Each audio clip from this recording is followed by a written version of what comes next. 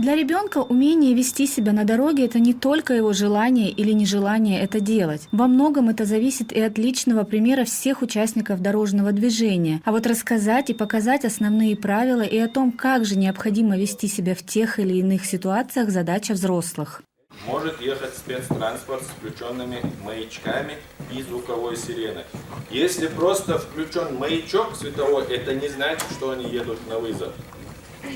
Это тот же, правильно. Если, соответственно, включена световая сирена и звуковая сирена, соответственно, мы должны полностью остановиться и пропустить спецтранспорт.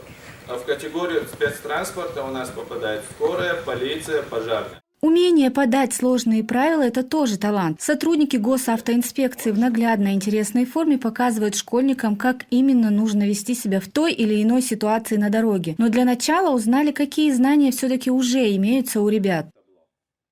Со скольки лет мы должны использовать... Сколько? С 3 до 7, да? Да. Хорошо.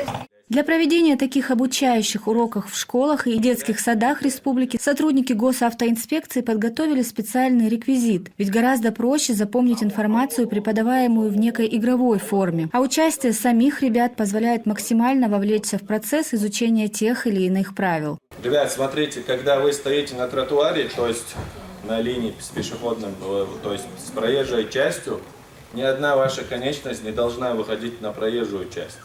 А уж тем более голова.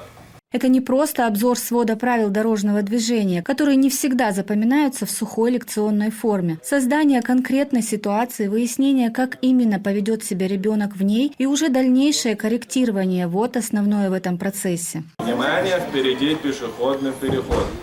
Мы с вами, как сказали, если треугольная форма, красный контур, категория предупреждающих знаков.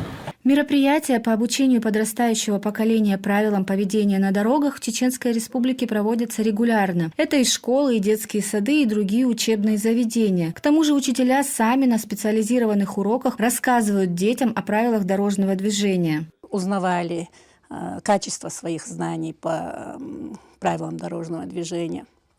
Это направление у нас в школе, конечно, является одним из приоритетных направлений работы, потому что сохранность жизни детей у нас очень важна. Работают у нас в школе с детьми как сами классные руководители, также у нас есть отряд ЮИД, который организует мероприятия. Мы готовим выступления и проводим регулярно, постоянно проводим мероприятия в начальной школе особенно, ну и в 5-й и 6-х, конечно. Я считаю, что это очень большой вклад сейчас ребята тоже внесли вот в это дело, очень важное дело сохранение жизни и здоровья детей. Думаю, нужно проводить и даже еще и больше таких мероприятий. Конечно, тут учитывается и возраст ребенка. Ведь одно дело знать в 5-6 лет, что нельзя переходить дорогу на красный свет, и другое, что кататься на велосипедах, самокатах или роликах можно только в специально отведенных для этого местах. Поэтому в разных классах проводятся различные обучающие уроки. В большинстве случаев нарушения именно бывает в тот момент, когда дети непосредственно на проезжей части начинают играть, баловаться и так далее. Ребенок, допустим, у некоторых даже со 2 класса сам получается, у нас добирается до школы.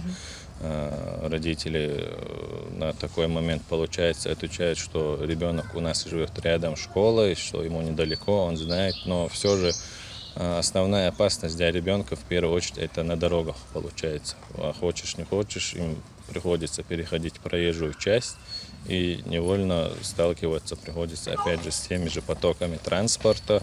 Велосипед или мопед – это самые незащищенные виды транспорта. К этому относятся и ролики, которые так популярны среди детей. И, конечно, приобретая их, нужно позаботиться и о средствах защиты, чтобы избежать различных, порой серьезных травм. Смотрите, шлем вот так вы одеваете.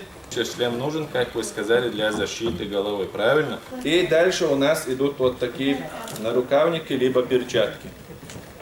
Это защита для кисти уже идет.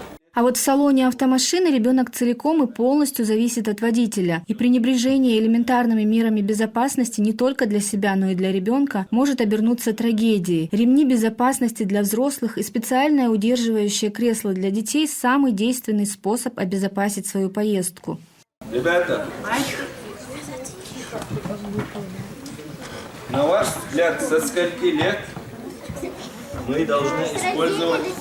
Сколько? С 3 до 7, да? Да. Хорошо. С 3 до 7 лет. Но это правило делится на 2 части. С 3 до 7 лет задний ряд сидений, с 7 до 12 лет передний сидений. Так вот, что мы делаем? Мы сначала берем кресло, фиксируем на сиденье, закрепили, потом усаживаем главного пассажира и, если сиденье имеет дополнительное крепление, фиксируем и сажаем ремень. Все. Это для него безопасная перевозка. Обычно подобные мероприятия надолго запоминаются детям, а многое из услышанной информации передается между собой. В подведении итогов ребятам раздали памятные подарки – жилетки с полосками из светоотражающих частиц, для того, чтобы водители могли увидеть идущего в зимнее или темное время суток, а также вручили занимательные брошюры с правилами, кроссвордами и тестами. Нам подарили вот такие рабочие тетради, там про правила дорожного движения и вот такие вот жилеты. Когда ты ночью когда-то выходишь, надо их надевать. А для чего их нужно одевать? Объясни. Чтобы тебя транспорт видел или знал то, что ты идешь, и чтобы тебя не сбил. Конечно, многие родители дома говорят с детьми о безопасности и правилах поведения на дорогах и тротуарах, но именно такая форма обучения позволяет узнать много нового и, конечно, применять на практике полученные знания. Я узнал искусственную неровность, узнал про знак «стоп» и узнал про знак «главная дорога». Самим взрослым необходимо запомнить и внушить ребенку, что дорожное движение начинается даже не с проезжей части, а уже с первых шагов от порога или подъезда дома. И тут уже задача родителей – показать наиболее опасные участки дороги, нерегулируемый перекресток, узкий тротуар, а также наиболее безопасные пешеходные переходы. В самых оживленных местах нашей республики пешеходные переходы и светофоры оборудованы специальной кнопкой для удобства, которая позволяет механически включить зеленый свет для безопасного перехода. А для того, чтобы не создавать затор и не задерживать без надобности водителя, при переходе на другую сторону необходимо также нажать кнопку, чтобы переключить сигнал на красный.